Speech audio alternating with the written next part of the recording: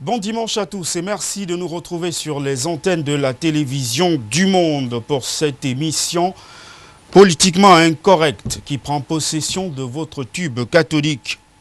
L'ouverture du procès du professeur Maurice Kamto, ses alliés et ses sympathisants cette semaine au tribunal militaire de Yaoundé pour insurrection, rébellion et outrage envers la patrie nous offre ce dimanche l'opportunité de questionner le champ de compétences de cette juridiction en nous saisissant de la requête en appel de récusation du tribunal militaire introduit par le conseil du leader du mouvement pour la renaissance du Cameroun et rejeté par la cour d'appel du centre. Le tribunal militaire du Cameroun est-il une juridiction spéciale ou une juridiction d'exception?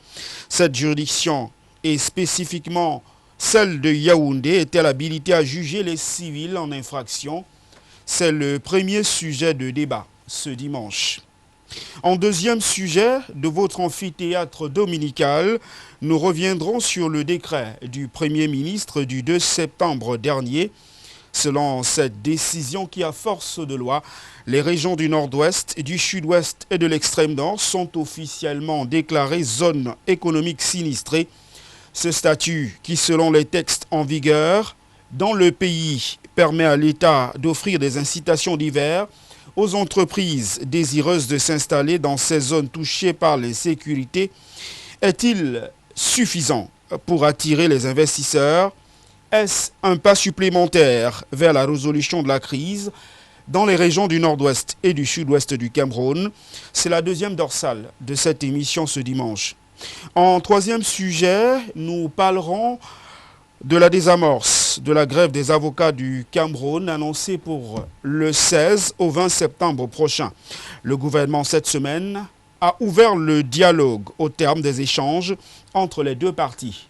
L'on a d'ailleurs appris du ministre délégué auprès du ministère de la Justice, Maître Jean de Dieu Momo, que la chancellerie a prescrit à bref délai des mesures aux procureurs généraux afin de régler les dysfonctionnements observés dans le libre exercice de la profession d'avocat dans leurs ressorts de compétences respectifs.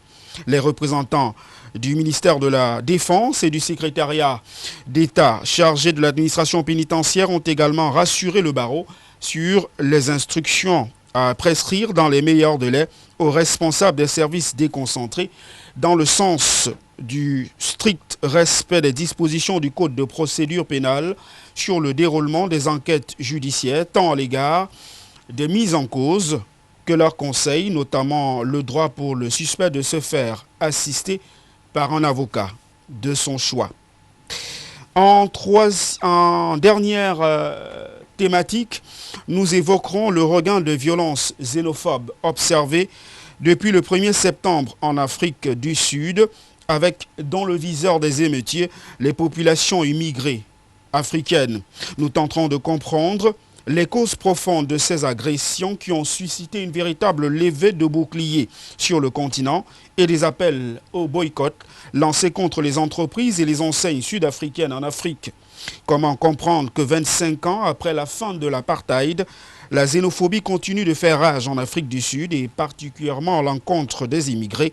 Le discours politique en Afrique du Sud qui parle d'émeutes urbaines ne trahit-il pas les suffisances ou simplement ne met-il pas sur l'assiette la problématique d'une nation arc-en-ciel utopique? La présence des immigrés dans les informels Stateland, dans cette première puissance industrielle africaine, n'explique-t-elle pas finalement l'échec des politiques de développement dans certains pays africains, considérés comme un véritable enfer pour l'épanouissement social? C'est la dernière thématique inscrite à l'ordre du jour ce dimanche. Le fil conducteur est donc parfaitement déroulé. Place au débat avec un seul code de conduite ce dimanche encore. Ne rien dire pour plaire, tout dire pour construire. À tout de suite.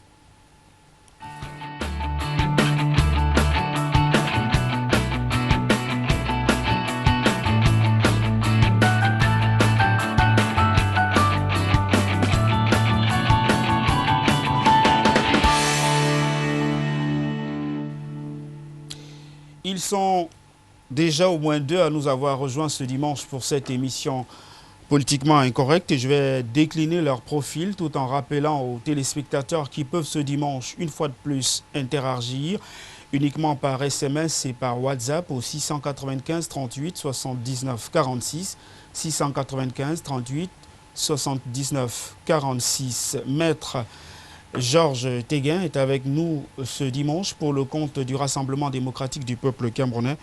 Bon dimanche, maître. Bon dimanche, c'est un plaisir de retrouver vos fidèles téléspectateurs. J'aime bien la présentation que vous avez faite tout à l'heure en indiquant que ne rien dire pour plaire, mais tout dire pour construire. Pour moi, nous sommes un pays jeune, nous sommes un État qui doit se construire et j'espère apporter ma modeste contribution à cette œuvre titanesque. Juste en face de maître Georges Téguin, ce dimanche, l'on a le docteur Salman Ebele qui est un économiste de haut vol. Docteur Salman Ebele, merci d'être venu. C'est moi qui dis merci de m'avoir invité et je dirais également bonjour à mon copanéliste et également à tous les téléspectateurs. Comme d'habitude, je ferai un effort de ne pas utiliser le même référentiel que ceux qui dirigent, me retrouver à l'extérieur et éventuellement dire ce que je pense. Je rappelle qu'il était également attendu ce dimanche.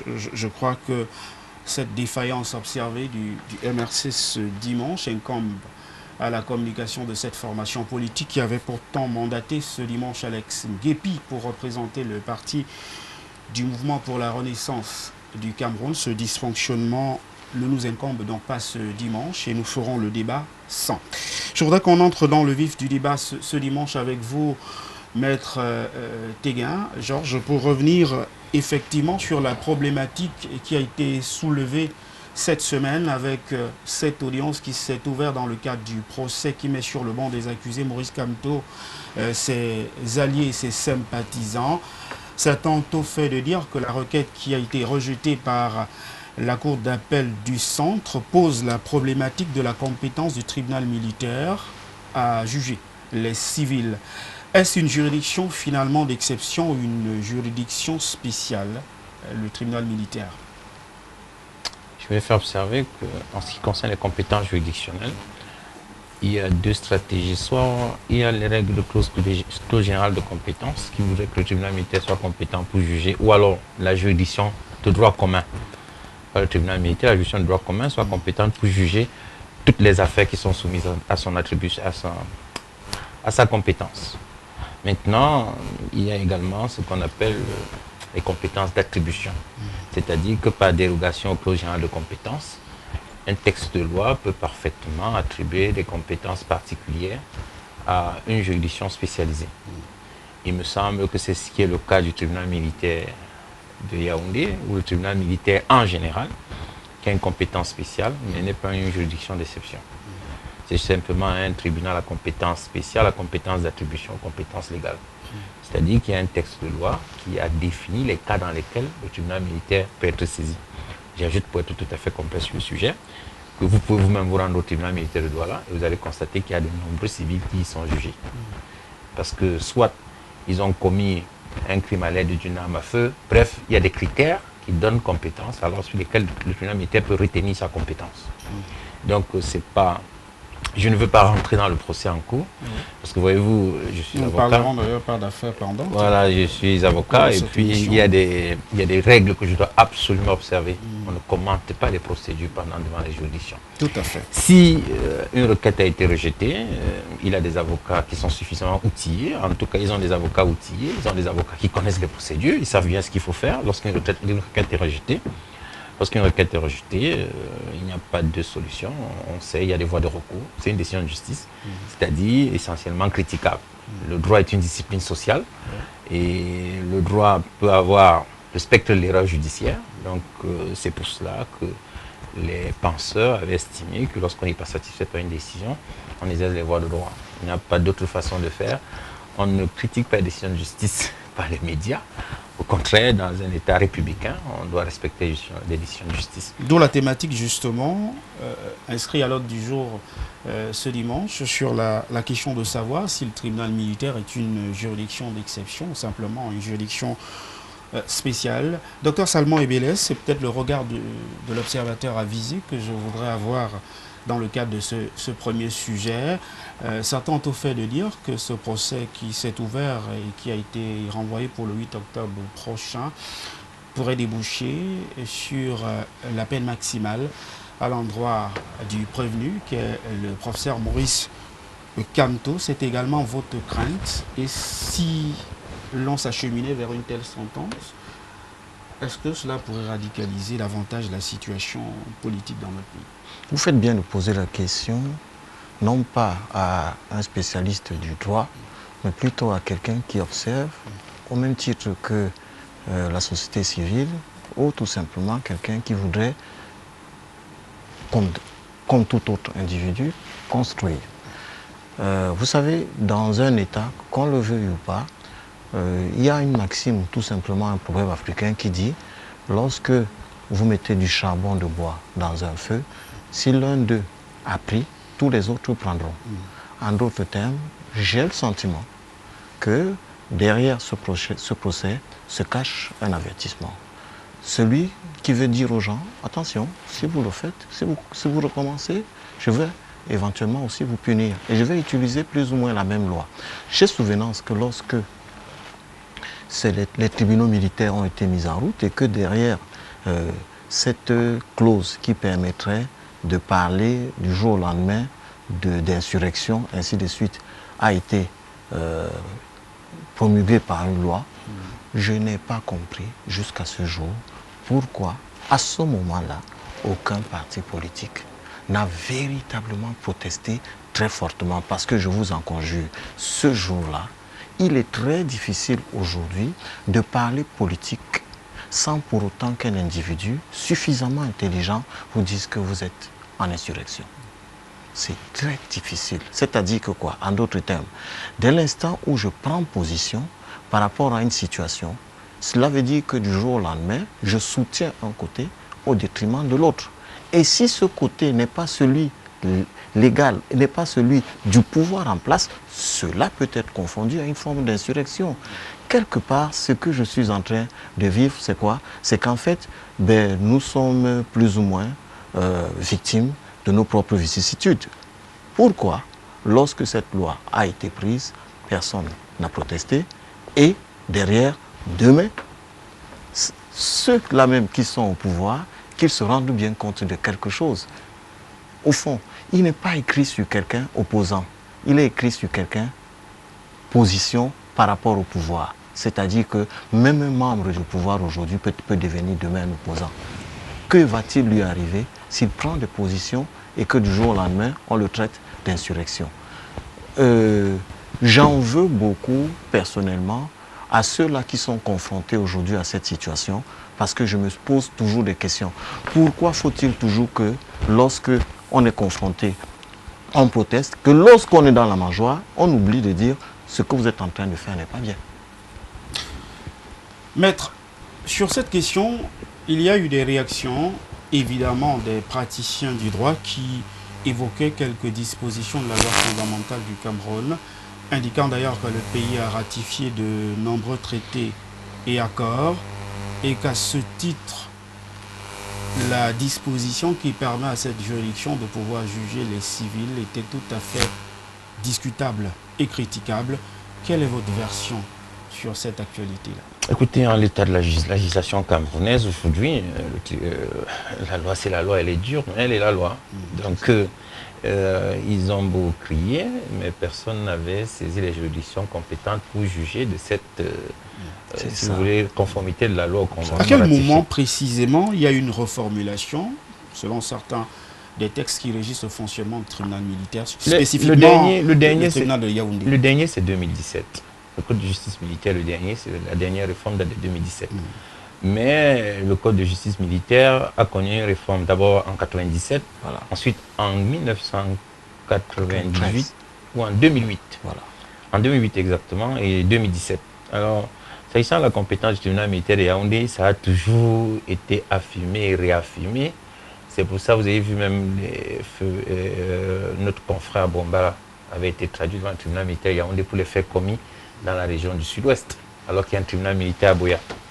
Donc, moi, je crois que c'est un débat à ce jour un peu stérile pour diverses raisons.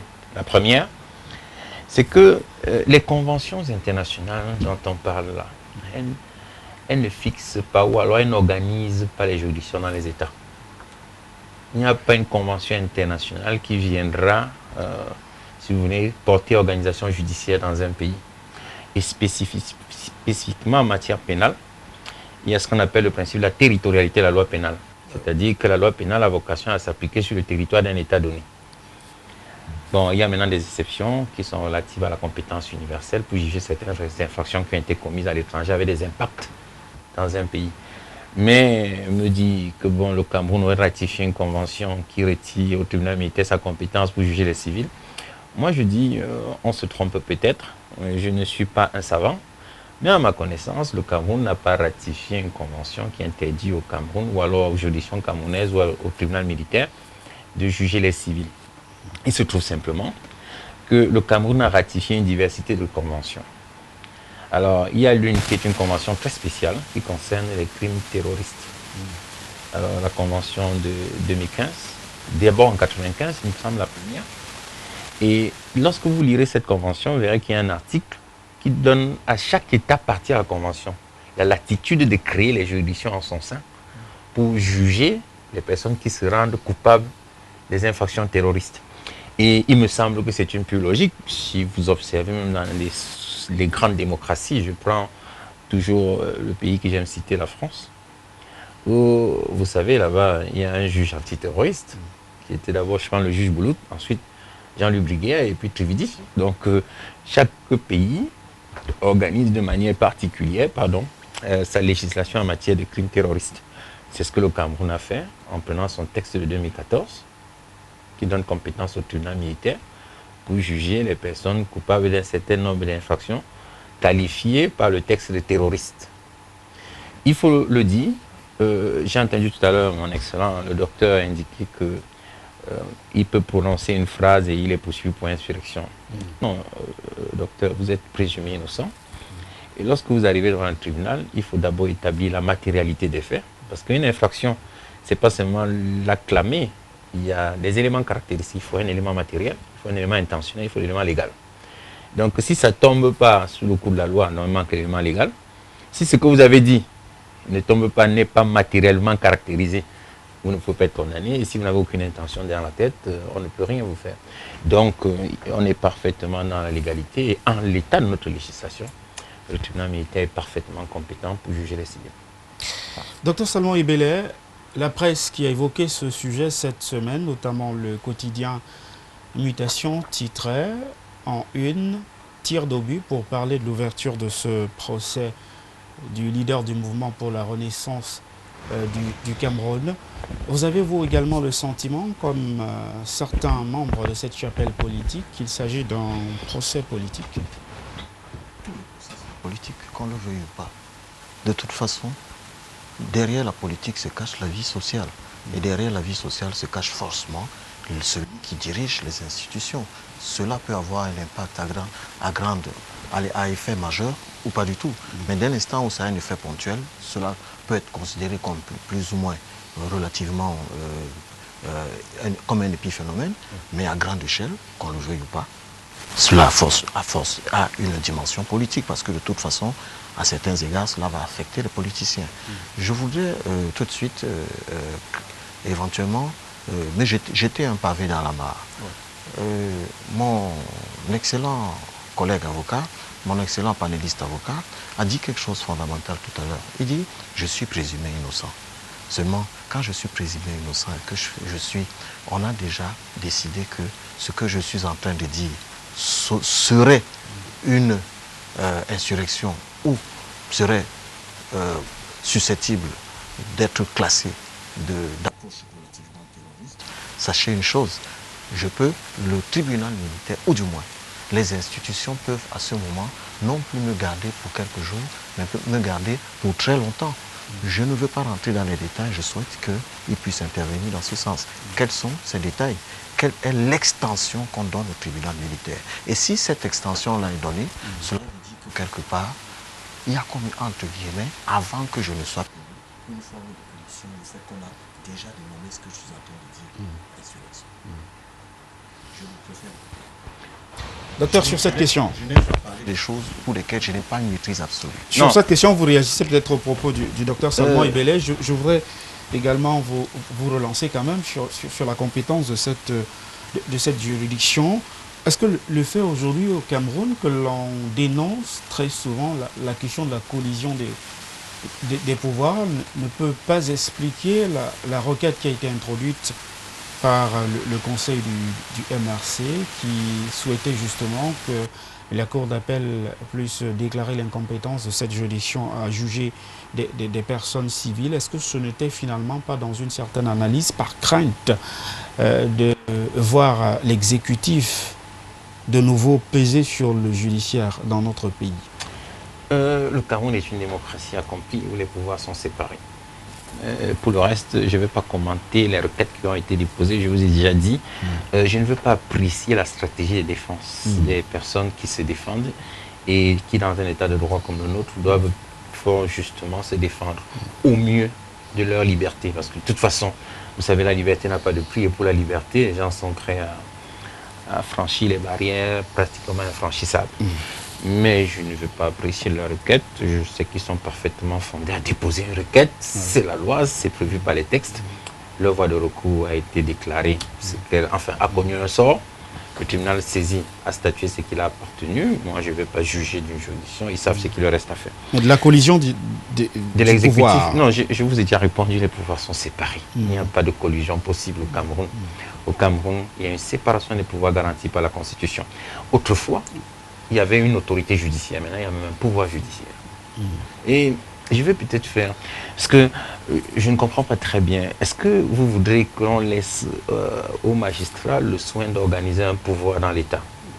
Il faut observer sur ce sujet et que, à titre personnel, je suis contre. Parce que, voyez-vous, il faut faire très attention dans une république. Il faut faire très attention. Dans un État de droit comme le nôtre, il faut toujours se rassurer que la légitimité vient du peuple. Aucun magistrat n'est légitime. Il n'y a pas un magistrat qui a reçu la légitimité du peuple. Sinon, c'est le décret de nomination des magistrats signé par quelqu'un qui a reçu la légitimité, qui leur transfère une partie de cette légitimité pour agir dans un domaine précis. Bon, ceci étant dit, il me semble qu'on ne peut pas confier un pouvoir à une corporation. Parce que le corporatisme dans un état de droit doit être dénoncé avec la plus grande énergie. Le corporatisme ne doit pas s'accaparer d'un pouvoir dans l'État. Il faut toujours, en toute chose, comme d'ailleurs ce pouvoir, toujours rechercher un équilibre institutionnel. Sinon, on va se retrouver dans un accaparement d'un pouvoir par une corporation, ce qui forcément est dangereux. Ceci étant dit, je voudrais répondre à M. Ibele. Mais M. Ibele, voyez-vous, lorsque vous êtes poursuivi devant une juridiction pour un fait quelconque, vous êtes présumé innocent jusqu'à ce que votre culpabilité ait été établie. Tant que vous êtes poursuivi et que vous n'êtes pas déclaré coupable, la loi vous offre les moyens d'obtenir de l'État la réparation du préjudice que vous avez subi du fait de cette garde à vue ou alors du fait de cette détention abusive. Et il y a quelques mois d'ailleurs, on a mis en place la structure spécialisée pour régler les problèmes relatifs aux gardes à vue ou alors aux détentions provisoires abusives. Une structure a été mise en place. Donc si vous êtes abusivement détenu, vous pouvez bien saisir cette structure qui se prononcera et dira le droit. Dans une république comme la nôtre, qui est en construction, une république qui se veut exemplaire, nous ne pouvons plus continuer à favoriser, si vous voulez, ou alors à laisser des zones d'ombre. Il faut bien... Est-ce que quand il s'agit de tribunaux militaires, ces pouvoirs sont étendus? C'est bien étendu? Les pouvoirs de qui? Les magistrats par rapport au tribunal militaire, en d'autres termes. Est-ce que parce qu'il s'agit d'une infraction pour laquelle le tribunal militaire est compétent, il est possible de garder quelqu'un, de garder un prévenu beaucoup plus longtemps que dans le cadre d'un tribunal civil? Non. Dans le droit du tribunal militaire, les règles applicables sont celles du Code de procédure pénale. Absolument, mais il n'empêche qu'il y a quand même des dispositions qui leur donnent, dès l'instant où la personne est jugée éventuellement comme terroriste, est jugée pour éventuellement terrorisme, à certains égards, il y a des dispositions qui peuvent faire en sorte que le prévenu en question soit gardé beaucoup plus longtemps que dans le cadre d'un tribunal civil. Non, dans ce cas, excusez-moi, Oui. Vous faites un peu de la confusion. Oui, c'est pour ça que je voudrais la précision. Oui. Mais ce qui est sûr, c'est que à la lumière de... Je voudrais un peu me mettre à la place des téléspectateurs parce que je sais que celui-là peut être gardé plus longtemps dès l'instant où il s'agit d'un tribunal militaire. Non, Dites, ce n'est pas seulement d'un tribunal militaire, mais d'un tribunal civil. Oui, allez-y. Ou alors d'une juridiction de droit commun. Parce Oui. qu'il ne faut pas confondre, parce que les mots, les termes ont un sens. Parce qu'on l'a Lorsque vous appelé... dites tribunal civil, vous dites tribunal militaire, ce n'est pas la même chose. Il faut Parce dire qu'on l'a tribunal appelé- civil et tribunal de droit commun. Parce qu'on l'a appelé insurrection, parce qu'on l'a appelé plus ou moins, ça change éventuellement une certaine autre chose. Non, vous posez là un autre problème. Oui, Allez-y. Lorsque quelqu'un est poursuivi pour des infractions spécifiques, même pour la grande criminalité, il peut arriver que le préfet prenne une disposition ou alors un acte qu'on appelle la garde à vue administrative. Ok. Or, cette garde à vue administrative n'est pas incorporée dans le corpus du Code de procédure pénale. C'est une disposition spéciale qui est prévue par un autre texte. Alors, quand il prend dans cette garde à vue administrative, ça peut prolonger malheureusement votre durée de garde à vue administrative, mais pas de détention provisoire, parce que la détention provisoire obéit à un autre régime juridique. La mesure de garde à vue est décidée par un officier de police judiciaire et est exécutée dans les chambres de sûreté de la police. Maintenant, quand il s'agit de garde à vue administrative décidée par une autorité préfectorale dans le cas de la grande criminalité, il peut arriver, elle est exécutée plutôt en prison. En d'autres termes. Non, en d'autres termes, lorsque la garde à vue administrative est décidée par une autorité administrative, elle est exécutée en prison ou dans une chambre de sûreté, alors que la garde à vue judiciaire, décidée par un officier de police, est exécutée dans les brigades et les commissariats. C'est le cas de l'insurrection ou tout simplement de la... comment ça s'appelle, de la rébellion, je sais pas quoi. Permettez C'est la peut-être que même je relance, Finalement. docteur Salman Ibele, peut-être que je relance Maître Georges Téguin sur l'une des préoccupations d'un de nos téléspectateurs. La problématique, la toute première qui était à l'ordre du jour, c'était la spécification. Et j'ai insisté dès le préambule de cette émission sur le champ de compétences de cette juridiction, avec spécifiquement celle de Yaoundé. Les téléspectateurs veulent avoir une meilleure perception de cette juridiction militaire du côté de Yaoundé. Certains indiquent dans leur réaction qu'il s'agit d'un tribunal spécial. C'est cela. C'est une juridiction à compétence spéciale. Parce que quand on Une dit juridiction spéciale, d'exception, mais à compétence non, pas spéciale. d'exception. Mm. C'est une juridiction qui existe dans l'ordonnancement juridique Oui. avec une compétence spéciale. C'est ce que j'ai dit tout à l'heure en disant compétence d'attribution, une compétence légale. Oui. J'indique que pour certains faits, si on vous poursuit devant une juridiction de droit commun, alors que ces faits relèvent de la compétence du tribunal militaire, vous déclinez la compétence du droit commun, du tribunal de droit commun, il va se déclarer incompétent.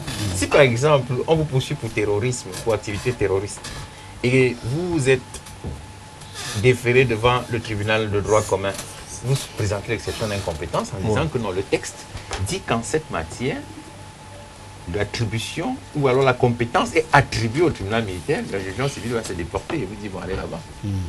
A contrario, le juge militaire peut constater que les faits qui lui sont soumis ne relèvent pas de sa compétence et lui-même disqualifier les faits.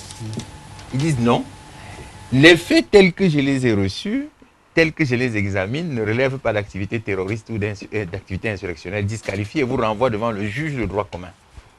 Là, c'est le tribunal saisi au fond. Très bien. Finalement, vous comprenez pourquoi je souris, c'est dimanche. Ça fait rire. Alex Nguepi, vous êtes là, vous êtes membre de la cellule de communication du Mouvement pour la Renaissance du Cameroun. Vous accusez un retard monumental. On commence à se demander si c'est un plateau déséquilibré qu'on a souhaité à dessein. C'est un mauvais exemple. Hein. Je vais le critiquer en direct pour dire que on aspire à gouverner un pays, il faut aussi respecter les téléspectateurs. Mais bon dimanche et merci d'être venu. On vous reçoit tout de même pour le compte de votre chapelle politique. Bon dimanche. Merci. Alors, Alex Nguepi, on va donc vous permettre de dire un mot sur la première thématique inscrite à l'ordre du jour. Nous avons tenu à baliser le champ de réflexion pour éviter de parler de l'affaire pendante en elle-même, puisque le procès du professeur Maurice Kamto et ses alliés, ses sympathisants est en cours. Mais nous questionnons effectivement le champ de compétences de la juridiction actuelle appelée à connaître cette affaire. Le MRC avait évidemment d'abord saisi le tribunal administratif de grande instance du centre pour demander effectivement une récusation de cette juridiction-là, une demande qui avait été rejetée. Vous aviez interjeté appel auprès de la Cour d'appel du centre qui a également répondu négativement à votre demande. Qu'est-ce qui peut motiver la demande du MRC? Le MRC persiste et signe que cette juridiction militaire n'est pas habilitée à juger les civils. Sur quoi fondez-vous finalement votre argumentaire? Notre argumentaire se fonde du fait que dans toute organisation, dans le principe des règles de droit, il y a ce qu'on appelle les droits objectifs et les droits subjectifs. Et quand on parle de droits subjectifs, on parle généralement des droits de l'homme, les droits fondamentaux qui doivent être pris en compte. Donc le Cameroun ayant ratifié la CADEC, ayant aussi pris dans le préambule de la Constitution camerounaise, on parle du respect des chartes, de la charte des Nations Unies. Il est clair qu'aucun civil ne peut être jugé dans un tribunal militaire, qui est un tribunal spécial. Maintenant, tout à l'heure, j'ai cru entendre que le juge qualifie les faits. Non, oui, le juge peut qualifier les faits, mais seulement ces faits doivent suivre l'esprit de la Constitution. Quand ces faits sont contraires à l'esprit de la Constitution, on parle d'abus de faits, d'abus de qualification. Donc, le tribunal militaire n'a en aucune manière compétence de juger les civils. C'est ça le fond du problème. D'aucuns disent que le MSC aurait saisi cette juridiction, mais cependant, ce procès, cette juridiction, elle ne s'est pas prononcée. Pourquoi est-ce qu'aujourd'hui, cette juridiction subitement se prononce pour le cas du MRC? Donc cela nous renvoie à une politique de 2 poids, 2 mesures. Et tout ce qu'on va se mettre à dire, on prend le code pénal, on prend le code de procédure pénale, on prend conscience. Ceux qui estiment que le tribunal militaire peut juger le professeur Kamto et les co-accusés ne vont pas vous parler des droits fondamentaux. Ils vont éviter le sujet sur les droits de l'homme. Ils vont carrément faire fi, comme si les droits fondamentaux n'existaient pas au Cameroun. Ils vont faire comme si, ils vont parler des libertés publiques. Voilà là où ils vont fonder leur argument. Mais dès que vous allez parler des droits fondamentaux, ils vont éviter le sujet, alors que le Cameroun a bel et bien ratifié les traités, les conventions internationaux relatifs à cela. Il faudrait même dire, il faudrait aller plus loin, en disant que, hormis que dans le code, dans notre loi fondamentale qui est la Constitution, que cela est inscrit au préambule, en plus, vous allez même dans le code pénal, c'est également inscrit le respect des traités internationaux. Vous allez aussi dans le préambule concernant le code de procédure pénale. C'est inscrit au préambule 2, c'est inscrit à l'intérieur que tous les traités et conventions dûment signées ratifiées par le Cameroun s'imposent. Pourquoi est-ce que donc ces lois qui sont à l'intérieur et qui sont en contradiction ne peuvent pas être prises en compte? Et il faut aussi également, je regarde aussi, je pense, l'article 45 de la Constitution, si je me trompe, à moins que maître qui a plus... oui, si on se tient à cet article qui dit qui prétend, en fait, de manière, s'il faille paraphraser, qui voudrait que lorsqu'il y a conflit de droit, c'est le droit international, ce sont les traités qui vont être pris en compte par rapport à ce qui est voté au Cameroun. Donc nous sommes surpris que cela n'est pas pris en compte par le RDP, par l'État du Cameroun. Voilà pourquoi est-ce que nous pensons que la justice est une justice aux ordres, qu'en réalité c'est un procès politique, et nous pensons que la justice rendue au Cameroun est une justice plate. Elle est plate, elle ne tient pas compte, je dis bien, il faut qu'on dise aux Camerounais, la Cour constitutionnelle est une institution qui est inféodée, qui est au-dessus de l'institution judiciaire. Et l'institution première, c'est l'État. L'État est l'institution primaire. Mais qui est au-dessus de l'État? C'est le peuple camerounais. Parce que quand on parle d'État, il faut 3 choses qui doivent composer l'État. Oui. Il faut un territoire, il faut une population, il faut l'ordre gouvernant. Mais l'ordre gouvernant ici représente 0,01% du peuple camerounais. Dans ce cas, Donc l'ordre gouvernant est inclus dans le peuple. Alors, et l'État et l'aspect territorial étant inerte, n'est pas vivant, c'est le peuple en fait qui est au-dessus de toute institution. Donc on ne peut pas rendre une décision sans tenir compte des droits fondamentaux. C'est impossible. Et au Cameroun, on rend des décisions, on prend des règles de droit, on prend des lois votées, on prend des accords votés, et on estime que cela sera au-dessus des droits fondamentaux, ce qui est archi faux. Donc aucun civil ne peut être jugé au tribunal militaire. Notre droit fondamental le garantit. Et il faudrait aussi, par la même occasion, dire aux Camerounais que ce qui se passe, que d'aucuns disent qu'on ne peut pas attaquer la décision de la Cour constitutionnelle, ce qui est faux. Lorsque je répète aux Camerounais, lorsqu'une décision de la Cour constitutionnelle est rendue et qu'elle ne respecte pas l'esprit de la Constitution, elle est attaquable. Quand le professeur Kamto avait dit que la décision de la Cour constitutionnelle était un dogme, c'est vrai qu'il a dit. Mais quand il a dit, c'était pour dire que cette décision-là respecte l'esprit de la Constitution. Pourquoi il n'a pas de dogme? Mais à partir du moment où cette décision ne respecte pas l'esprit de la Constitution, elle est attaquable. Donc il ne faudrait pas que les gens se mettent à faire des débats plats sur la chose et sans oublier que toute décision de la Constitutionnelle doit respecter l'esprit de la Constitution. Autrement dit, on parlera d'abus de droit et elle sera attaquée. Et elle peut être attaquée. On va vous permettre d'avoir le temps de parole. Là. Nous sommes démocrates autour de ce plateau ce dimanche. Alex, rassurez-nous sur une polémique. Depuis quelques jours, certains semblent indiquer que tout à l'heure, maître Georges Téguin indiquait que le tribunal militaire est une juridiction à compétence spéciale, donc capable effectivement de juger des civils en infraction. Cette semaine, certains semblaient dire qu'en 2008, le professeur Kamto était d'ailleurs membre du gouvernement, ministre délégué auprès du ministère de la Justice, et aurait donc participé à la commission ayant rédigé les nouveaux textes qui rendent cette juridiction militaire de Yaoundé compétente pour connaître des affaires civiles. Est-ce que c'est vrai? Non, il ne faudrait pas qu'on paraphrase le professeur Kamto.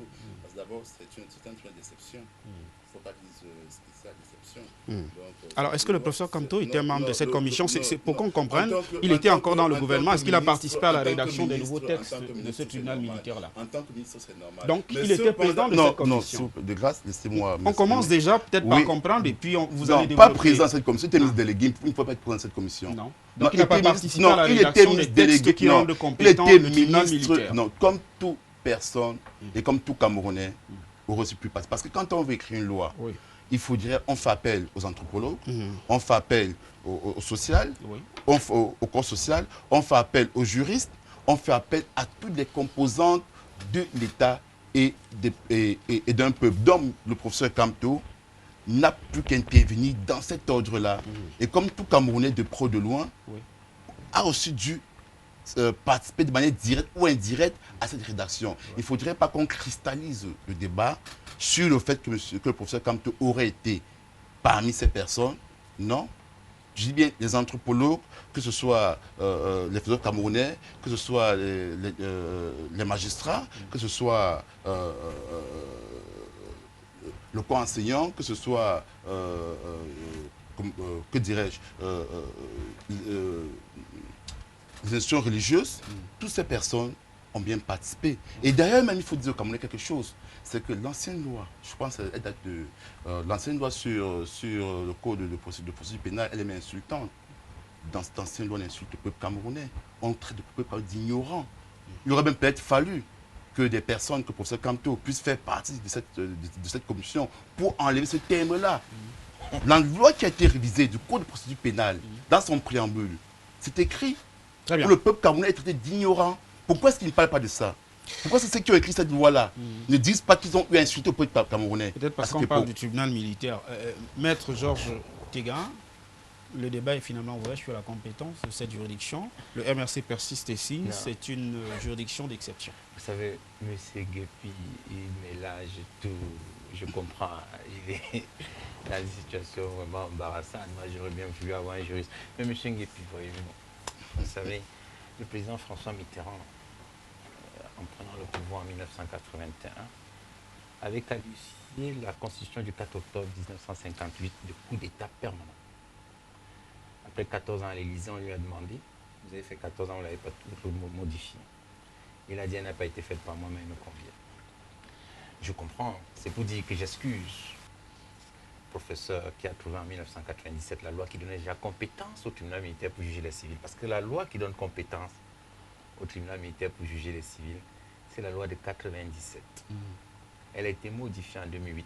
Je veux taire le nom de celui qui était ministre délégué à la justice parce que vous savez qui c'est quand la loi a été modifiée en 2008. Pourquoi à ce moment on n'a pas écrit dans la loi qu'on ne juge pas les civils? Non, laissons la polémique. Moi je ne veux pas rentrer dans ce jeu parce que ça va nous balader inutilement. Il faut éclairer les Camerounais. Le champ politique, vous voyez, quand on est dans le champ politique, les politiciens ont des prises de position que je peux comprendre. Mais nous devons avoir, lorsque nous prenons nos positions, M. Nguepi, un sens de l'État, un sens du service public, un sens de l'institutionnel. Le tribunal militaire au Cameroun n'est pas une juridiction d'exception. C'est une juridiction à compétence spéciale. Cela signifie que le tribunal militaire ne peut connaître que des affaires où un texte de loi lui donne la compétence de juger. C'est de cela qu'il est question, M. Nguepi. En outre, je voudrais faire observer, parce que vous mélangez le code de procédure pénale, le code de justice militaire, vous mélangez tout. C'est, lorsque vous parlez du code pénal, du code pénal, c'est un autre texte. Lorsque vous parlez du code de justice militaire, c'est encore un texte. Lorsque vous parlez des conventions internationales, c'est autre chose. Vous parlez du contrôle de constitutionnalité. Parlons-en. Mais M. Nguepi, ne rentrez pas dans ce sujet qui est très technique. Au Cameroun, c'est un contrôle fermé. Quand je dis ça, le juriste comprend ce que je veux dire. Le contrôle de constitutionnalité au Cameroun est ouvert à 3 catégories de personnes. Comment vous allez, vous, à partir de là où vous êtes, modifier cette disposition? Vous ne pouvez rien faire. Le contrôle de constitutionnalité au Cameroun, c'est le président de la République, du Sénat, de l'Assemblée, où les 2 tiers et 2 tiers de l'autre côté. C'est fermé. Vous allez faire quoi, vous? Et qu'avez-vous fait lorsqu'on a fait ce texte-là? Vous étiez au gouvernement. Et puis ne vous plaignez pas. Puisque de toute façon, chacun d'entre nous doit respecter les textes. Je vais terminer en vous faisant observer, M. Nguepi, que vous n'avez pas qualité, en réalité, pour déclarer quelqu'un coupable d'une infraction. Même le commissaire du gouvernement n'a pas qualité. Nous tous, sur les plateaux, nous bavardons. Mais en réalité, c'est juste pour animer le débat public. La seule personne qui a qualité pour dire que ici c'est crime terroriste, c'est le tribunal. Ça veut dire que jusqu'à présent, vos dignes représentants poursuivant le tribunal militaire sont présumés innocents des faits qui leur sont reprochés. Jusqu'à ce que le tribunal statué dise définitivement que les faits retenus contre eux constituent tel type d'infraction. Tant que le tribunal est saisi, tant qu'une juridiction ne s'est pas encore prononcée, personne n'a qualité pour dire qu'un Camerounais est responsable de tel type d'infraction. Le tribunal n'est pas saisi des qualifications. C'est faux. Le tribunal est saisi des faits. C'est-à-dire que lorsque vous vous asseyez, avocat, dans votre bureau, vous dites ici c'est une escroquerie. C'est vous qui le dites. Mais le tribunal ne regarde pas ce que vous avez dit, escroquerie. Le tribunal, ce que le tribunal regarde, c'est les faits. Le tribunal est saisi des faits et il appartient au juge. Et à quel moment il va se juger compétent? Je vais évacuer quelques semestres et puis vous allez réagir. Nguepi également, mais ce sera en un mot parce qu'on va prendre rapidement la deuxième thématique. Salut à vous sur le plateau, vraiment, merci. Cherche comment rendre compte de tous les prêts d'argent, les promesses, j'ai rien compris. Un avocat est mieux placé pour contourner la loi. Ils sont en train de manipuler les citoyens. C'est Mbida depuis Yaoundé en Kondengui qui nous a écrit ce message. Bonjour Patrice de Douala. L'acharnement contre le MRC démontre que ce parti a véritablement gagné le dernier scrutin. Alors, rapidement, en un mot, Docteur Salman Ebele, sur cette question, vous semblez également ne pas être satisfait de l'explication sur le champ de compétences de cette juridiction. Dès l'instant où le tribunal se juge compétent ou pas, cela veut dire que d'une certaine façon, comme il le dit si bien, la personne est présumée innocente, mais qu'à cela ne tienne, on va en tenir compte, on va le juger en conséquence. Et cela veut dire une autre chose, c'est que s'il peut se juger incompétent, ça veut dire que quelque part, le droit est rendu et derrière, on va peut-être changer de tribunaux tout de suite. Ça veut dire que quelque part, du jour au lendemain, il se prononce, donc il donne déjà un avis, et cet avis-là, appelez-le sur le plan juridique comme vous voulez, mais derrière cet avis, c'est un avis qui est lié à un juge. Alors, ce sera en un mot, hein, Oui, pour qu'on prenne la deuxième il thématique. faut qu'on dise au Camerounais, ce que j'ai su, c'est je pense aberrant à la limite. Le juge qualifie les faits, mais il ne faudrait pas qu'on fasse croire aux Camerounais qu'un juge dans un tribunal peut qualifier les faits sans respecter la loi. Il y a une loi qui encadre cette qualification. Et quand cette qualification ne respecte pas la loi, quand elle est contraire à l'esprit de la loi, à l'esprit de la Constitution, alors il y a abus de fait. Donc il ne faudrait pas qu'on fasse croire au Camerounais qu'un juge, parce qu'il va s'asseoir, prendre un fait et le dire sans respecter la loi. La loi. C'est ça qui est question.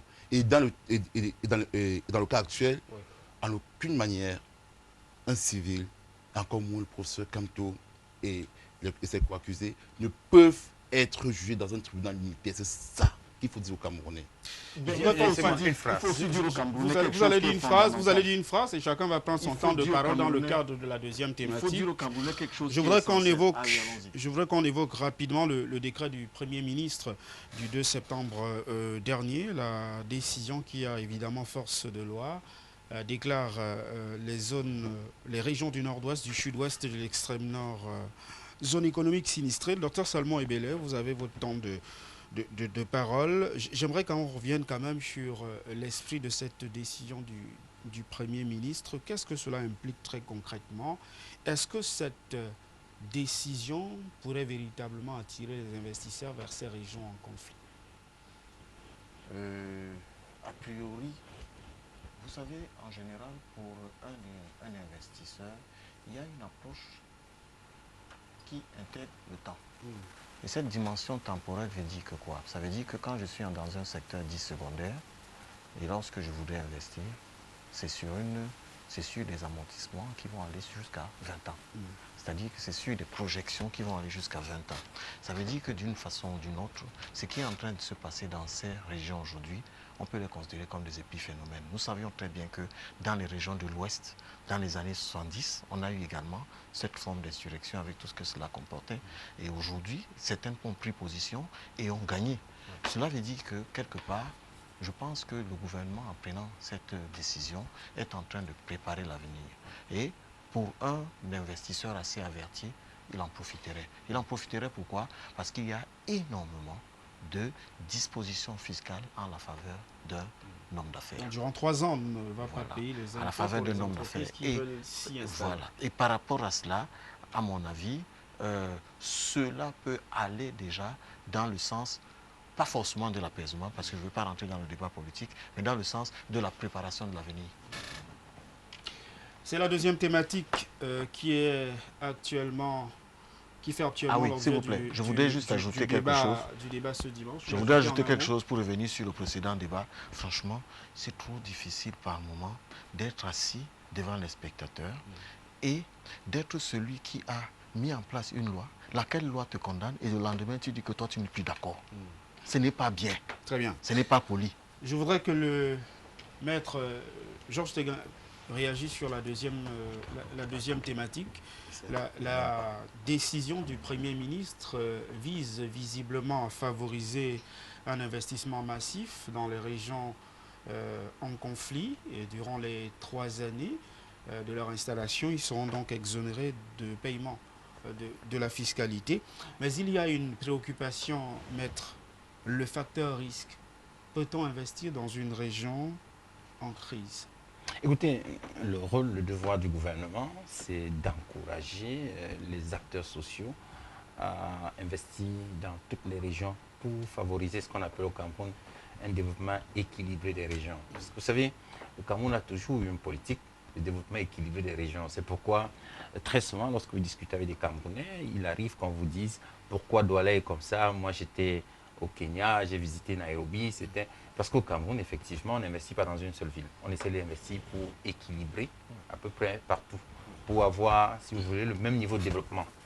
Les régions sinistrées, extrême nord, le nord-ouest et le sud-ouest, ayant connu des difficultés ces dernières années, le gouvernement de la République a certainement constaté qu'il fallait prendre des mesures incitatives pour booster la production dans ces zones. Et il faut accompagner les investisseurs dans leur volonté. Le gouvernement de la République a constaté que la résolution de la crise, si vous voulez, peut passer par diverses techniques. Le retour à l'école, le retour à l'investissement. Peut-être que les gens peuvent recommencer à travailler en créant matière à production. Ça peut permettre aux gens de reprendre l'activité normale et régulariser ou alors permettre une vie sociale plus aisée. Et comme disait fort opportunément le docteur Ebele, que les régions de l'Ouest ont connu ce genre de difficultés et pour les régler, c'était toujours passé par... L'un des indicateurs maîtres, c'est pour ça que je vous relance sur cette question, l'un des indicateurs d'investissement, c'est la stabilité politique. Comment encourager les entreprises à aller investir dans les zones de guerre? Non, voilà, vous avez un peu le vocabulaire que moi je refuse lorsque vous dites dans guerre. les zones instables. Voilà, voilà. Parce que, comment on peut risquer son capital dans une zone l'extrême nord instable, on peut pas même de si guerre. on ne va pas payer les impôts pendant 3 ans? On ne peut pas être de guerre à l'extrême nord, je vais déjà préciser. Mais au nord-est, au sud-ouest, il n'y a pas de guerre. On est dans un conflit camerouno-camerounais. Le Cameroun n'est pas en guerre contre lui-même.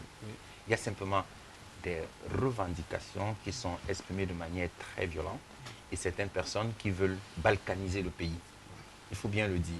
Ce n'est pas une guerre, parce que la guerre suppose que vous combattez contre un ennemi.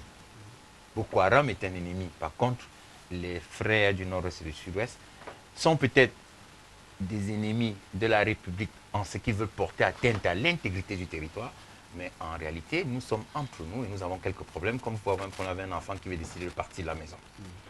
Donc, cette précision étant faite, je vais vous dire une chose, monsieur Sadio. Il faut comprendre la position du gouvernement. La crise dure 3 ans. Tous les indicateurs en possession du gouvernement montrent que les choses peuvent se stabiliser. Oui. Je vais indiquer que le gouvernement a mis en place une batterie de mesures pour aboutir au règlement de cette crise. J'ai dit bien une batterie de mesures. Maintenant, il y a eu le CNDDR qui est la dernière structure qui a été mise en place. Et lors du dernier discours du chef de l'État, je ne sais plus à quelle occasion, il avait dit les nouvelles qui nous viennent sont rassurantes du CNDDR. Peut-être ont-ils eu des informations venant de ce côté, enfin des propositions. N'oubliez pas qu'il y a le CNDDR et la Commission nationale pour la promotion de l'église. Peut-être ont-ils eu des propositions venant de ces côtés-là, leur disant, essayez de booster l'investissement pour qu'on voit ce qu'il y a lieu de faire, si ça peut favoriser la reprise de l'activité et encourager les gens à revenir à la normale. Donc, n'étant pas des zones en guerre, étant simplement des zones où il y a quelques personnes qui ont manifesté leur désapprobation avec certaines choses, ou alors qui ont manifesté leur engagement pour des valeurs qui sont critiquables et qui sont même critiquées, il me semble qu'il fallait, de la part du gouvernement, une mesure forte. Et celle-ci en est une. J'ai même entendu quelque part dire qu'elle était parfaitement illégale parce que, disait-on, c'est du domaine de la loi. Non. Le gouvernement de la République n'a pas pris une mesure qui n'était pas prévue par la loi parce que cette mesure rentre dans le Code général des impôts. C'est-à-dire que c'est une application d'une disposition du Code général des impôts. Le Premier ministre a simplement par décret précisé les modalités d'exécution de cette disposition légale. Alex Nguepi, la presse cette semaine a tout fait de dire que ce décret du Premier ministre, en phase avec les dispositions du Code général des impôts, est un pas supplémentaire vers la résolution de la crise dans les régions du nord-ouest et du sud-ouest du Cameroun. Vous partagez cet avis? Pas du tout. Comment est-ce que, face à une crise politique, je veux qu'on apporte des solutions politiques, on sort une pirouette en apportant des solutions, un semblant de solutions économiques. Ça ne marche pas comme ça. Ça ne se passe pas ainsi. Nous sommes tous conscients que la crise du nord-ouest et du sud-ouest sont des crises politiques. C'est une crise politique et qu'il faille apporter des solutions politiques.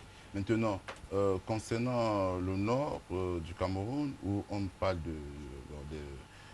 d'extrême pauvreté et consorts, oui, le nord du Cameroun est très pauvre. Et pourquoi est-ce que le nord du Cameroun est très pauvre? Parce qu'il y a une mauvaise répartition des richesses. Quand Maître prétend dire que l'État du Cameroun, que l'État du pouvoir, investissent de manière égale dans toutes les régions, ce qui est archi faux. Le nord du Cameroun est une région délaissée. La pauvreté, la misère sévit dans cette région-là. quels sont les instruments économiques que le régime en place a pu mettre pour le Nord Cameroun? Rien. Rien. Quand on sort un programme qui a marché du côté du Nord Cameroun, rien n'a marché. Donc, c'est une zone. Quand aujourd'hui on parle d'état d'urgence et qu'on sort, mais toutes les villes camerounaises sont sinistrées. Hein. Il n'y a pas que le nord, le sud-ouest, le nord-ouest. Toutes les villes sont sinistrées parce qu'il y a une mauvaise répartition des richesses. Maintenant, je voudrais dire que quand on nous fait cet enfumage-là, on nous fait comprendre que les gens auront une exonération d'impôts et conso, d'impôts, une autre fiscalité. De qui se moque-t-on? Ils ne se moquent pas du peuple camerounais, ils se moquent d'eux-mêmes. Comment est-ce que les gens vont pouvoir investir au sud-ouest? Lorsque le gouverneur, nous avons vu des photos, se rend dans certaines localités avec des gilets pare-balles, comment est-ce que le simple opérateur économique va ouvrir un commerce dans cette localité-là, même si vous le promettez tout l'or du monde? Comment est-ce possible? Donc, il ne faudrait pas qu'on sorte des techniques de communication pour dire au peuple camerounais qu'écoutez, on trouve des solutions. Il ne faudrait pas que voilà, qu'on trouve moyen de pomper l'argent du public, de voler l'argent du contribuable en disant parce qu'on aurait injecté cela au nord-ouest, au sud-ouest et à l'extrême nord. C'est carrément faux. Hein. Nous sommes clairs sur quelque chose au MRC. Concernant le sud-ouest et le nord-ouest, il faille résoudre ce problème par le politique. Et il faut organiser un dialogue inclusif urgent. Il n'y a pas d'autre solution. Et avant ce dialogue-là, il faut libérer ceux qui sont emprisonnés. Que ce soit le professeur Camto et tous les alliés du MRC, que ce soit même ceux qui ont été condamnés. Il faut les libérer. Il faut que les communistes se parlent entre eux. Quelle est cette histoire où les gens ont le pouvoir, les gens ils se bouchent les oreilles, ils ne veulent pas comprendre ce que le peuple leur dit. Ils prennent des résolutions qui n'engagent même pas le peuple camerounais, qui les engagent eux seuls, juste avec un seul but de se remplir les poches. Dites-moi par exemple, nous avons eu l'information dans laquelle 90 milliards de francs CFA auraient été prêtés à l'État du Cameroun en 10 ans par la Chine. Parce qu'aujourd'hui, nous attendons qu'ils s'expliquent, qu'ils disent où est-ce qu'ils ont mis ces 90 milliards de francs CFA. Vont-ils nous dire qu'ils ont eu à financer l'effort de guerre? Et quand mon panéliste dit que ce n'est pas une guerre, c'est une sale guerre. C'est une sale guerre qui se passe au sud-ouest. Vous-même, chaque fois, vous le dites. Votre parti le dit. Pour chuter à l'est. Donc, il est grand temps qu'on arrête de se boucher les oreilles, que le camp d'en face arrête de se boucher les oreilles et qu'on se parle, qu'on organise ce dialogue inclusif urgent. C'est la seule solution que nous avons devant nous. Il n'y a pas une autre alternative. Docteur Salman Ebele, pour reconstituer un tout petit peu les faits, rappelons que depuis 2013, la région de l'extrême nord du Cameroun fait face aux incursions du groupe terroriste Boko Haram, des attaques qui ont quasiment lessivé le tissu économique de cette partie du terroir. En 2016, les régions du nord-ouest et du sud-ouest du Cameroun ont connu des soulèvements, des revendications corporatistes portées à la fois par des avocats et ensuite des enseignants. Mais en 2017, ce mouvement d'humeur s'est radicalisé avec des revendications indépendantistes et l'impact économique que cela a pu générer. La décision du Premier ministre, qui est certes en phase avec les dispositions du Code général des impôts au Cameroun, peut-elle véritablement amener les investisseurs à s'intéresser à ces régions-là? Je veux vous dire une chose. Je pense que mon copanéliste du MRC a tout à fait raison, mais plutôt dans la planification de ce qu'il dit. C'est-à-dire qu'il faille d'abord mettre la paix avant d'envisager mettre en place une activité économique. Je suis tout à fait d'accord avec lui. C'est-à-dire, je suis d'accord avec lui sur le fait qu'ils disent qu'il y a quand même des préalables. Mais qu'à cela ne tienne. Il y a une approche dite systémique. C'est-à-dire celle qui veut que derrière, quand il y a une situation, qu'on essaye d'envisager de prendre tout dans son entité. Et entre autres, on ne peut pas négliger d'emblée l'économie. Écoutez, dans cette région, prenez par exemple le sud-ouest. Vous avez la CDC qui est là-bas. C'est une entreprise qui doit un certain nombre d'argent à certaines banques. C'est une entreprise qui avait une certaine activité économique, ainsi de suite. Mais comment voulez-vous que... Et derrière, il faut autre chose qui est fondamentale. Il faut que les Camerounais se rendent bien compte d'une chose. Ce n'est pas parce qu'ils existent aujourd'hui qu'ils sont en train de vivre une crise politique aujourd'hui avec le pouvoir actuel que ces régions-là à jamais sont mortes et terminées. De toute façon, nous avons déjà eu au Cameroun plusieurs régions qui ont été affectées par un quelconque conflit du jour au lendemain. Il faut croire que demain existe. Et ce demain-là, ce n'est pas forcément dans... C'est un conflit d'à peine 3 ans. Je dis bien d'à peine 3 ans. Mais 3 ans, c'est beaucoup pour ceux qui souffrent. Mais c'est aussi très peu pour quelqu'un qui veut investir. Un exemple simple. Je vais être pragmatique, simple. Imaginez un seul instant qu'il faille que j'ai envie d'investir au niveau du sud-ouest. Je voudrais me lancer dans le palmier à huile. Si je veux me lancer dans le palmier à huile, il va falloir que je fasse plus ou moins des études. Les études peuvent me prendre 1 an et demi. Et à côté de cela, il faudrait que je mobilise les éléments. Mais je peux commencer à payer les impôts. Pourquoi ne pas m'exonérer de ces impôts? Je ne suis pas obligé de prendre l'équipe pour aller rester dans l'extrême nord. L'équipe peut être en marge et puis derrière nous commençons à travailler plus ou moins. On peut commencer à travailler sur les semences, ainsi de suite. Et demain, remarquez que c'est dans 9 ans que j'aurai probablement à peu près 6 ou 8, entre 7 et 8 millions par hectare. Dans 9 ans. Et ça veut dire que d'ici là, c'est-à-dire 3 fois le temps qu'a pris ce conflit, il y a déjà des choses qui seront faites. Mais aujourd'hui, le Premier ministre dit, ben, écoutez, il faut commencer à préparer l'avenir parce que demain, le conflit, qu'on le veuille ou pas, on devra trouver une solution. Nous sommes des humains. On devra s'asseoir et trouver une solution. Et trouver cette solution ne veut pas dire que, d'emblée, il faut simplement faire comme si, sur le plan économique, les gens ne vont plus manger. Maître a dit quelque chose de fondamental tout à l'heure. Une des premières choses, entre autres, qu'il faut faire, même si il y a encore des soubresauts, il faut que les enfants aillent à l'école. Mais aller à l'école, ça veut dire quoi? Ben, ça veut dire investir. Parce que les établissements secondaires qu'on a détruits, c'est l'investissement. Si jamais on pense que certains de ces investisseurs dans l'école peuvent avoir certaines exonérations, pourquoi pas? Pourquoi ne pas, je sais que l'école n'a pas forcément d'exonération, mais au moins la structure qui va travailler dans le BTP pour construire l'école en question peut être exonérée. Pourquoi pas? Parce qu'elle est dans la région. Donc, à mon avis, il y a une dimension systémique. Je lui donne raison sur le fait qu'il faille, qu'il y a des priorités. Mais qu'à cela ne tienne, il y a une approche systémique. Les priorités n'exigent pas qu'on ignore tout le reste. La mesure, elle est bonne. Maître Georges Téguin, Alex Nguépi précisait qu'il s'agit de l'enfumage politique une fois de plus, parlant justement de ce décret du Premier ministre chef du gouvernement, mais on constate qu'il s'agit d'une décision qui précède le dernier rapport d'une agence de notation réputée, Moody's, qui présentait le Cameroun comme l'un des meilleurs risques. Est-ce qu'on peut penser également qu'au-delà de ce souci de conformité, la décision du Premier ministre va dans la même dynamique que ce rapport de l'agence Moody's? Vous m'avez enlevé la parole à la bouche. Je voulais justement faire observer cela à M. Nguépi. M. Nguépi, vous savez, vous avez peut-être une mauvaise image de votre pays, certainement à tort. Nous sommes un grand pays, nous sommes respectés. Même si vous pensez que vous n'êtes pas d'un grand pays, rassurez-vous, nous sommes un grand pays. Vous pouvez être fier, vous pouvez en être fier. Nous sommes un grand pays, nous sommes une grande nation, nous sommes un grand peuple. Vous disiez tantôt que les régions du Nord sont très pauvres. Je vais répondre dessus tout à l'heure, parce que vous parlez toujours de pauvreté, peut-être en parlant de richesse matérielle. Moi, je parle d'abord, la richesse d'abord, c'est l'éducation. Et si je voudrais répondre sur les structures qui ont été mises en place par le gouvernement de la République pour répondre aux besoins d'éducation dans les 3 régions, je vais y revenir tout à l'heure. Parlons d'abord spécifiquement des 2 régions anglophones. Monsieur Nguépi, voyez-vous, il ne suffit pas de faire des incantations. Dialogue, dialogue, dialogue, dialogue. Moi, je suis souvent embêté lorsque les gens sont dans les incantations, des dialogues, dialogue, dialogue. Lorsque vous faites le dialogue, vous allez enlever le monsieur qui est dans une forêt et qui vient tuer, viendra à ce dialogue. Vous croyez que le dialogue, là, c'est un endroit où tout le monde viendra s'asseoir.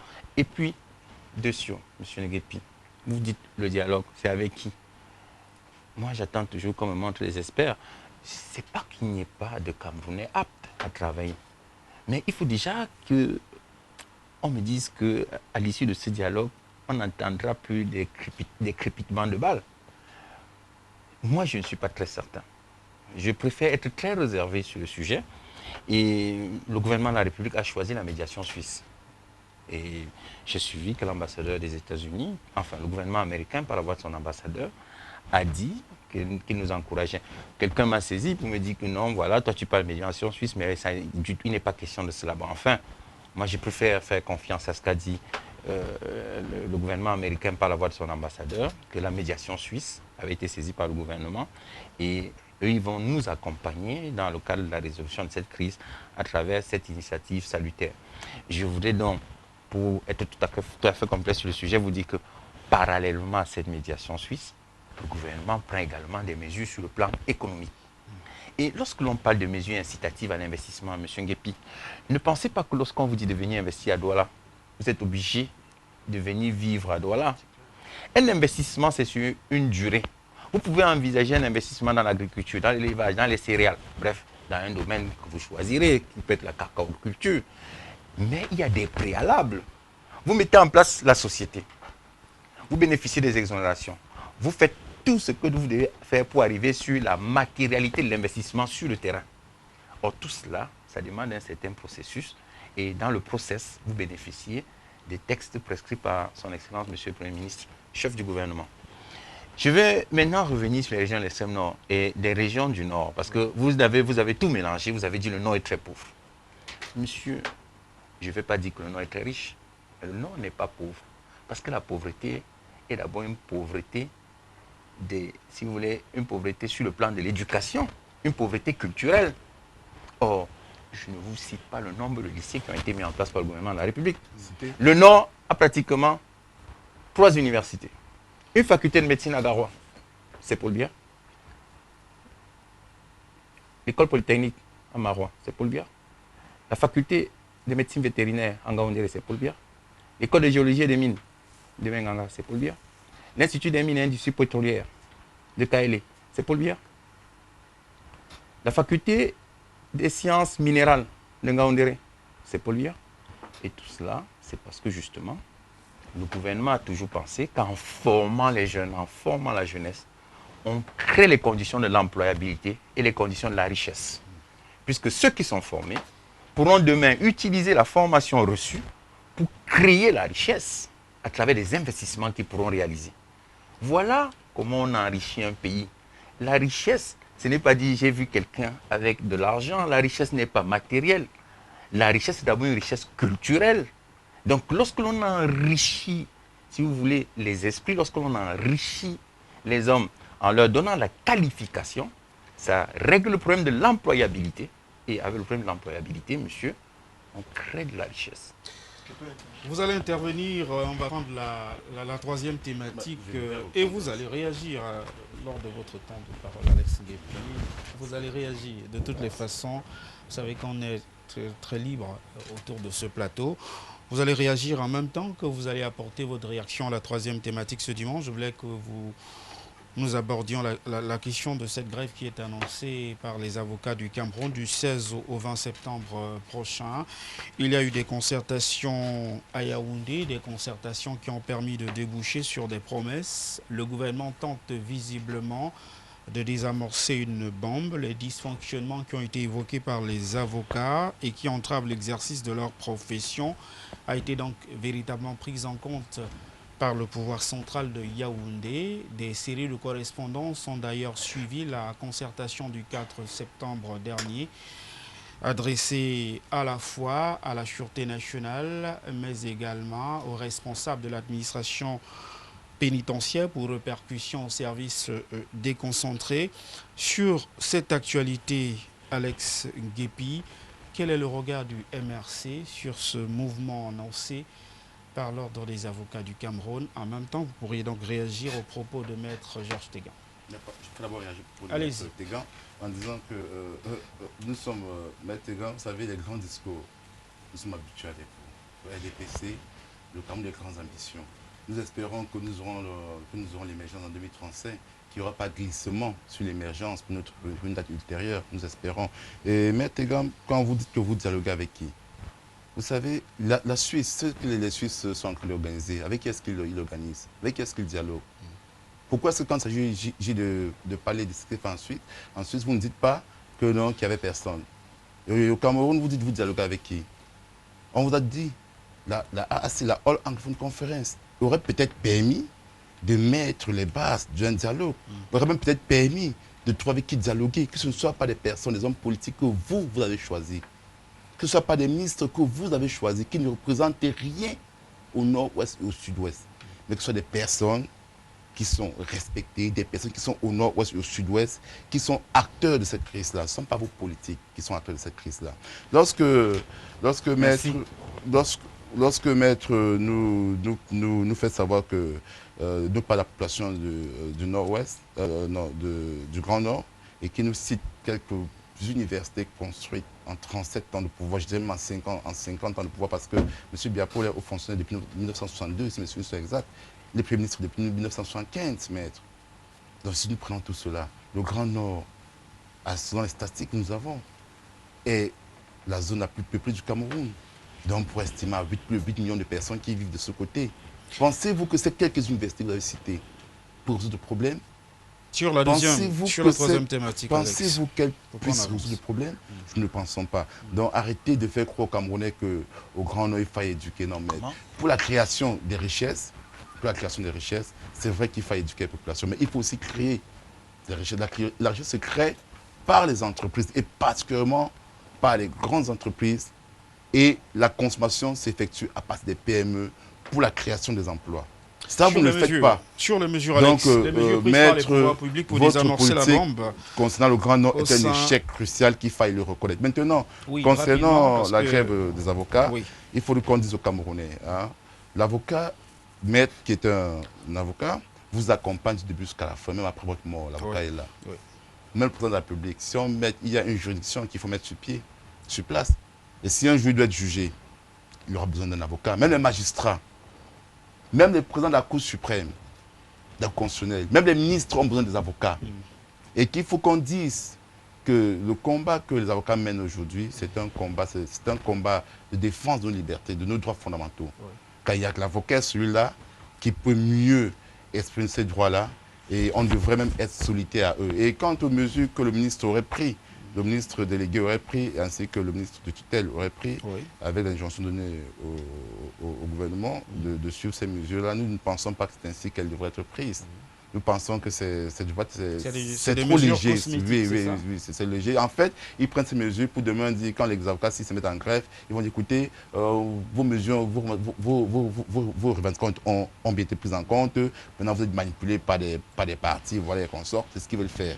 Et leur taxer de tous les noms. Mais il faille que tous les Camerounais comprennent une chose. Je parle du respect des droits fondamentaux. Lorsqu'un Camerounais est arrêté, vous allez dans un commissariat, on vous retire votre euro, on vous fait entrer en cellule. Je parlais encore pas plus loin de Datua Lebon, qui a été arrêté sur une loi inexistante au Cameroun. Parce que je ne sais pas si au Cameroun, je ne pense pas si Maître veille bien me le dire, me le confirmer, le droit des nouvelles technologies de l'information et de la communication. Datua Lebon a été arrêté juste parce qu'on prétend qu'il aurait participé à un terrorisme, à un achat d'armes sur WhatsApp. Je ne sais pas si le code pénal camerounais prévoit cela. Non. Et alors, il faudrait donc dire que les gens comprennent, que l'avocat est celui-là qui a pour rôle d'indiquer au juge que cette loi existe ou n'existe pas et que mon client subit un abus de droit. Donc, nous devons être solitaires à leur combat. Nous espérons qu'ils ont jusqu'au bout de ce combat-là et que c'est le peuple camerounais qui sortira gagnant. Très bien. Docteur Salmon Ebele, je rappelle que cette grève qui est annoncée précède quand même les préoccupations portées par les avocats qui disent avoir des difficultés à avoir accès à leurs clients, par exemple au secrétariat d'État à la Défense. Certains estiment qu'il est parfois difficile de rencontrer leurs clients dans les commissariats et dans les gendarmeries. Ces griefs qui sont évoqués par les avocats ne posent-ils pas véritablement la problématique justement du respect des droits de la défense au Cameroun tel que Nguépi l'évoque? Oui, je voudrais revenir rapidement sur les choses qui ont été dites tout à l'heure. Il est très délicat de quitter cette salle en laissant dire que l'extrême nord se porte bien et que derrière, on a construit une normale d'université qu'on a dû citer. Pardon, dites quand même, il faudrait qu'on rende justice à cette population qui y vit en disant clairement que en termes du nombre de médecins, ils sont derniers, nombre de médecins par habitant. En termes du nombre d'enseignants par habitant, ils sont derniers. En termes du nombre de, entre guillemets, chiottes, ils sont les derniers. Donc, ils sont derniers partout. Et quand, à juste titre, je soutiens tout à fait l'avis de M. Guépi, lorsqu'il dit clairement que c'est une zone relativement défavorisée. Par rapport aux autres, effectivement, il est dans une approche relative. On peut être dans une approche absolue où on dit tout est bien dans le meilleur des mondes, parce que tout simplement, on a déjà au moins fait ça, on a fait ça. Mais quand cela ne tienne, en approche relative, c'est la dernière au Cameroun. Par rapport aux statistiques, l'Institut national des statistiques nous les donne. Autre chose maintenant, il a également dit, vous avez posé une question par rapport à Moody's. Il n'y a pas eu de réponse, rien n'a été dit. Et on disait clairement que le Cameroun se porte bien. Non, ce n'est pas ce que Moody's a dit. Le Cameroun serait l'État, et parmi les États qui sont le mieux capables d'être résilients, c'est-à-dire de faire face à leurs dettes. Pourquoi? Parce qu'il dit clairement une chose. Ils disent ils sont dans la possibilité à tout moment de réduire leurs coûts. Vous savez ce que ça signifie? Mais ça signifie que le pays, le régime qu'on a mis en place est si fort qu'on peut baisser les salaires comme on veut et payer nos dettes. C'est ce que Moody's a dit. Moody's n'a jamais dit qu'il s'agit d'une approche, ce n'était pas une analyse par rapport au chiffre d'affaires, par rapport à demain. C'est une analyse par rapport au passif, c'est-à-dire la capacité à réduire les coûts. C'est ce qu'il a dit. Et notre pays en est un exemple. Ça, je suis d'accord. Maintenant, sur les avocats, je vais vous avouer une chose. C'est qu'en fait, tout à l'heure, il y avait un débat concernant le MRC, avec tout ce que cela comportait. Et il y avait des avis qui nous faisaient comprendre que non, quelque part, tout est dans le meilleur des mondes possible. Évidemment, il va falloir que nous puissions plus ou moins évoluer. Et derrière, il y a un corps qui, au même titre que ses clients, se retrouve parfois dans une situation de porte-à-faux, dans la mesure où, en réalité, les avocats se plaignent. Contre qui? Ils se plaignent contre l'appareil, l'administration relativement de la police et les énormes pouvoirs qu'ils ont. Et des pouvoirs à la fois exceptionnels, ainsi de suite. Les avocats se plaignent plus ou moins de quoi? Ils se plaignent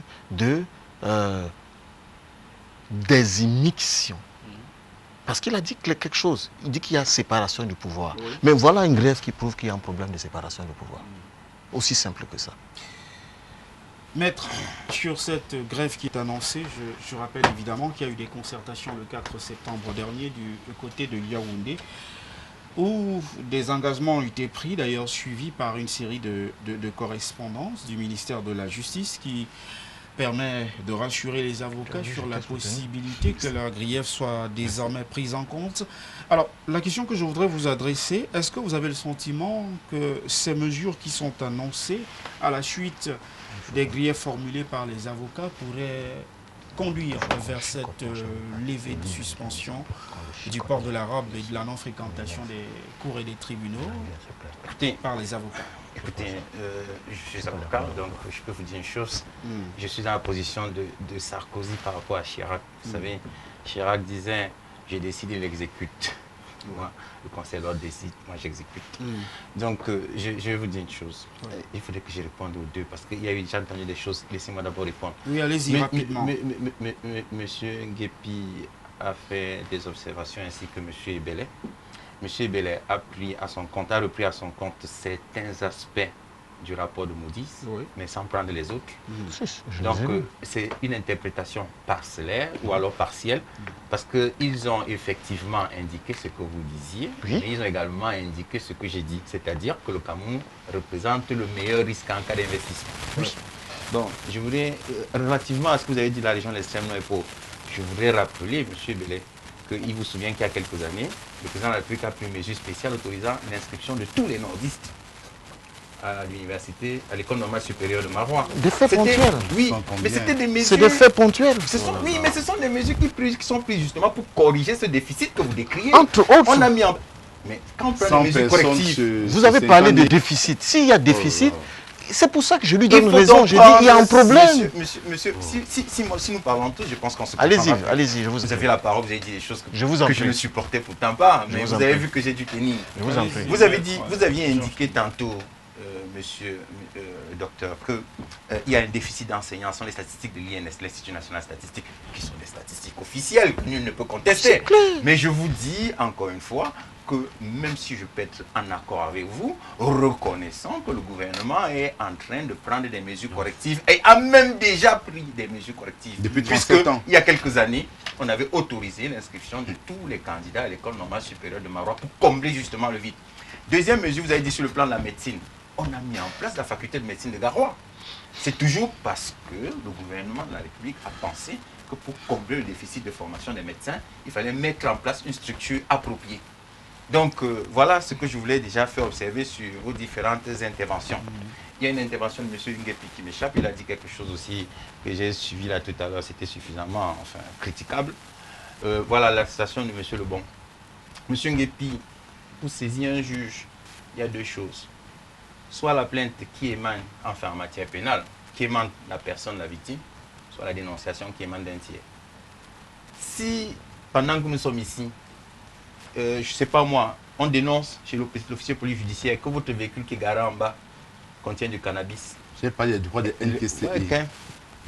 Si vous parlez, laissez qu'on vous réponde. Vous avez dit qu'il a été... Je Vous avez... voulais qu'il réagisse, sinon, effectivement, on avance pas dans le débat. parce qu'on va NTCE, prendre- j'ai bien on va prendre précisé la- dans quel contexte est-ce que cela devrait se passer. Même Maître si Alessi, même Maître si- même Alessi. les- Donc, même Donc, si je les vais je bien voudrais NTCE qu'on bien vous édifier Même si sur le les- Cameroun, quelle est la position du Cameroun par rapport à cela. Même- Parce qu'il est arrêté par rapport à cela. Qu'est-ce que le peuple camerounais le dit? Est-ce que le Cameroun Monsieur- a une loi sur NTCI? Monsieur- Et est-ce que cette disposition-là, Monsieur est-ce qu'il aurait Nguepi, effleuré cette Monsieur Nguepi, disposition? permettez qu'il Parce que je souhaiterais réagisse, que vous- permettez qu'il réagisse, sinon Pas on que fait- vous on fait- faites on une fait- fuite en avant. Monsieur Nguepi, si le gouvernement de la République est informé en ce moment, ou alors l'officier de police judiciaire actuellement en service à la PJ, est informé que par WhatsApp, on vous a dit qu'on préparait un coup à l'aéroport international de Douala, à la descente, là, il vient et vous interpelle parce qu'il a reçu une dénonciation. C'est ce que je voudrais que vous compreniez. On est dans le cadre de la procédure.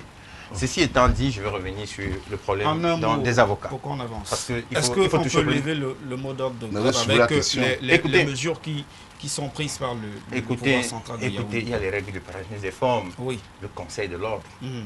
a pris une mesure. Oui. Maintenant, il faut encore que ce conseil se réunisse. Mm. Quand vous dites est-ce qu'on peut lever, je ne suis pas membre du Conseil de l'ordre. Ce qui est certain, c'est Au que regard des mesures, quand le puisque Conseil de vous l'ordre, êtes, quand le Conseil de l'ordre RDPC, décide, moi j'exécute. Oui. Maintenant, je vais un peu apprécier ce qu'on appelle au Cameroun tous les jours dialogue. Ouais. Ça, c'est une occasion pour moi de comprendre ce que les monsieur Nguepi appellent tous les jours le dialogue. Parce qu'il me semble que lorsque la grève a été annoncée, immédiatement après, les gens dans le cadre du dialogue républicain ont été reçus. Le Conseil de l'ordre a été reçu avec certains avocats. Oui. Maintenant, on va apprécier le dialogue républicain pour voir si le dialogue permet de désamorcer une crise. J'ajoute pas tout à fait complet sur le sujet que ce qui a été dit dans la résolution contre l'ordre, je souscris tout à fait à tout ce qui a été dit. Parce qu'il faut reconnaître que même si ce n'est pas la majorité des fonctionnaires qui ont des comportements regrettables, Oui. reconnaissons quand même qu'il y a des brebis galeuses. Et nous sommes un État en construction, un État, une république, si vous voulez, une citoyenneté républicaine que nous devons construire. Et pour construire cette citoyenneté républicaine, on ne doit laisser aucune zone d'ombre. Le barreau du Cameroun, par la voix de son conseil, a fait savoir sa position, a indiqué au pouvoir public que voilà ce que nous souhaitons voir corrigé. C'est une bonne chose. Et le fait que le ministre délégué ait mis en place immédiatement si vous voulez, un instant, ou alors une structure pour dialoguer avec les personnes qui ont présenté des revendications, pour moi, c'est une bonne chose. Ce sont des mesures encouragées que nous souhaitons voir tous les jours se répéter dans notre pays. Je vais évacuer rapidement cette réaction d'un téléspectateur de Yaoundé. Très bonne émission avec d'éminents consultants. Je vous prie de lire mon commentaire. C'est ce que je suis en train de faire, cher Frédéric de Yaoundé. Monsieur Nguepi n'est pas qualifié pour parler au nom du mouvement de la Renaissance du Cameroun. Il est pourtant, puisque le MRC l'a mandaté, il est incompétent en communication, on ne comprend pas ce qu'il dit, il mélange tout, vivement quelqu'un d'autre. Écoutez, je crois qu'il est qualifié, hein, et c'est le MRC qui l'a d'ailleurs pour cela mandaté, fort justement de ces qualités-là, pour venir communiquer sur les antennes de la télévision du Monde ce dimanche. Bonjour, le ministre de la Justice est un ministre un ministère régalien, mais il a besoin d'un grand toilettage. Les textes de la justice ne sont pas comme une tente dressée pour le sommeil, donc il faut un toilettage profond des textes de ce ministère régalien. Je vais, grâce à la permission de la réalisation, mais ce sera en un mot cette fois-ci, on va faire rapidement un tour de la dernière thématique. Alex Guépi, ce sera en un mot chacun pour que l'on sorte de cette émission. On va donc prendre 5 minutes supplémentaires pour dire un mot sur la situation en Afrique du Sud, suffisamment grave pour que nous l'évoquions ce dimanche. Je rappelle simplement que depuis le 1er septembre, on observe des actes de xénophobie au sein de ce pays sud-africain-là. Et ce sont les immigrés africains en partie qui sont donc les cibles de ces actes qui ont été certes dénoncés par le régime sud-africain, mais aujourd'hui qui posent quelques problématiques de fond. Alex, en un mot, l'Afrique du Sud sort de 25 années d'apartheid. Comment on peut comprendre que dans ce pays qui se veut, entre guillemets, l'arc-en-ciel, une nation arc-en-ciel, qu'on ait encore des actes regrettables comme cela? Bon, c'est en Afrique du Sud, c'est un conflit de génération. C'est-à-dire qu'il y a ceux-là qui ont mené un combat au niveau de l'ANC et qui n'ont pas su faire la transition entre leur génération et la génération présente. Quand vous voyez ce qui se passe en Afrique du Sud, ce sont les jeunes, les personnes de moins de 40 ans, 45 ans, des personnes qui n'ont même pas pu participer à cette crise au niveau de l'ANC, que tous les Africains ont soutenu. Maintenant, il faudrait qu'on reconnaisse aussi que c'est un échec des politiques africaines. C'est-à-dire que le panafricanisme que les gens aiment tant brandir n'a vraiment pas pu encore être expérimenté dans sa forme. Les gens ne passent autant plus à parler que de faire des actes. Et c'est pour ça que pour chuter, que si je fais le paradoxe par rapport au cas du Cameroun, où nous avons parlé de la grève des avocats, qui sont des choses qui ne peuvent aboutir à ce qui se passe en Afrique du Sud. C'est clair que le plan de RDPC vient de nous prouver là que l'échec et la responsabilité de ce qui se passe aujourd'hui incombe à l'État du Cameroun et dont la plus haute personnalité est le président légal illégitime. Donc voilà ce que je peux dire sur la question. En un mot rapidement, en quelques secondes. En un mot, l'Afrique du Sud, c'est 29% de taux de chômage. Ça peut expliquer cette xénophobie. En un mot, je parle de fracture sociale. Fracture sociale. Et je parle également de racisme à rebours. C'est-à-dire que les Africains, qui très souvent maltraitent leurs propres frères et accordent d'énormes importances aux étrangers qui ont la peau blanche. Maître, en un mot, est-ce que c'est l'échec également des politiques de développement sur le continent qui peut expliquer ces actes de xénophobie en Afrique du Sud? Je pense que c'est une situation regrettable. Échec des politiques de développement, je ne pense pas. Il me semble plutôt qu'il faut dire, je partage plutôt le point de vue de M. Nguépi, qu'il n'y a pas eu, si vous voulez, il y a une fracture génération. C'est-à-dire la génération qui a combattu l'apartheid n'a pas transmis le message à une nouvelle génération pour permettre de perpétuer un héritage qui est le fruit d'un dur labeur. Le travail était très difficile et ils n'ont pas informé la nouvelle génération de ce que les Africains avaient participé pour régler ce problème qui était un conflit très, très difficile. C'est tout pour cette émission politiquement incorrecte ce dimanche. Mesdames, Messieurs, merci d'avoir participé à travers vos multiples réactions. Je vais remercier le maître, j'y arrive, j'allais dire docteur Salmon Ebele, mais je vais donc commencer par maître Georges Téguin qui était là pour le Rassemblement démocratique du peuple camerounais ce dimanche. Alex Nguépi, membre de la cellule de communication du mouvement pour la renaissance du Cameroun. Merci et bon dimanche à vous. Je remercie également le docteur Salmon Ebele, économiste, qui est avec nous ce dimanche. Merci de votre bien aimable attention. Nos programmes se poursuivent. Bon dimanche à tous. Au revoir.